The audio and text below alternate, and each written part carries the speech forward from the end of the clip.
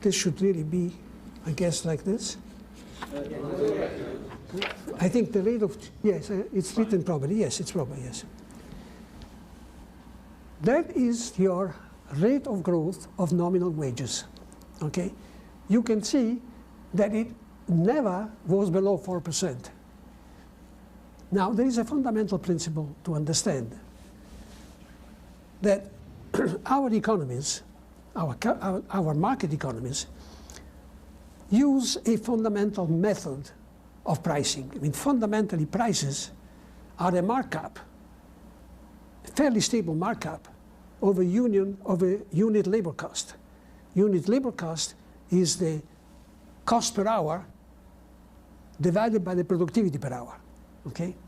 That is what gives you unit labor cost. In other words, it's the cost of labor, but adjusted for how much it does, okay? So if it is paid twice as much, it produces twice as much, then the cost of labor per unit is unchanged. Now, so whenever the wages rise more than productivity, what happens?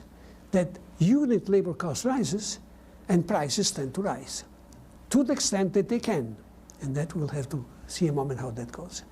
So fundamentally, the inflation is due to the fact that the unions kept pushing. You see, the first great push is in 1964. That's when there was the first running out of labor.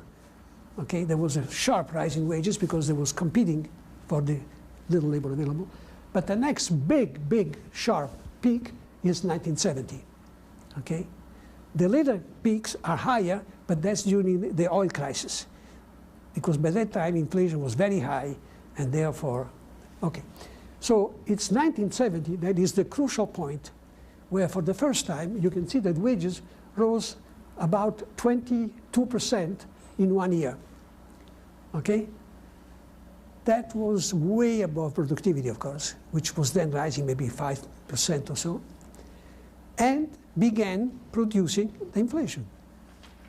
Now, when you have this huge push of wages, of nominal wages, and the unions were strong enough to be able to impose this higher nominal wages on business, on firms, then what happens? Well, the firms try to push the higher labor cost into higher prices, okay, to maintain the same markup, to maintain the same margin of profits. Now, and here there are two possibilities. Either the central bank accommodates or it doesn't. If the central bank accommodates, it means what? It means provides enough money to accommodate the higher prices, and it means having a floating exchange rate which adjusts so that when the prices rise, the firms do not lose any business, neither externally, because the external prices have moved without their costing any competitive advantage, right, because of the devaluation. And the internal prices, internal purchasing power is maintained through the higher money supply.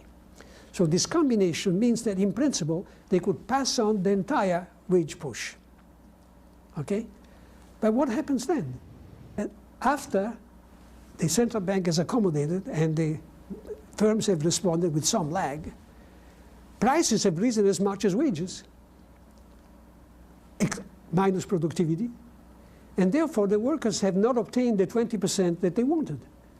So what's the reaction? And they go back and say, but then we want higher nominal wages, okay? And if the central bank accommodates, well, they'll get the higher nominal wages, but if the central bank accommodates, the prices will rise also, and they will not have it, and it will continue, and you have essentially, fundamentally, a wage price spiral that can go on indefinitely or get worse. Why worse? Because in the beginning there is lags, okay? It takes a time between the time the firms respond to the wages and the time the wages respond to the price.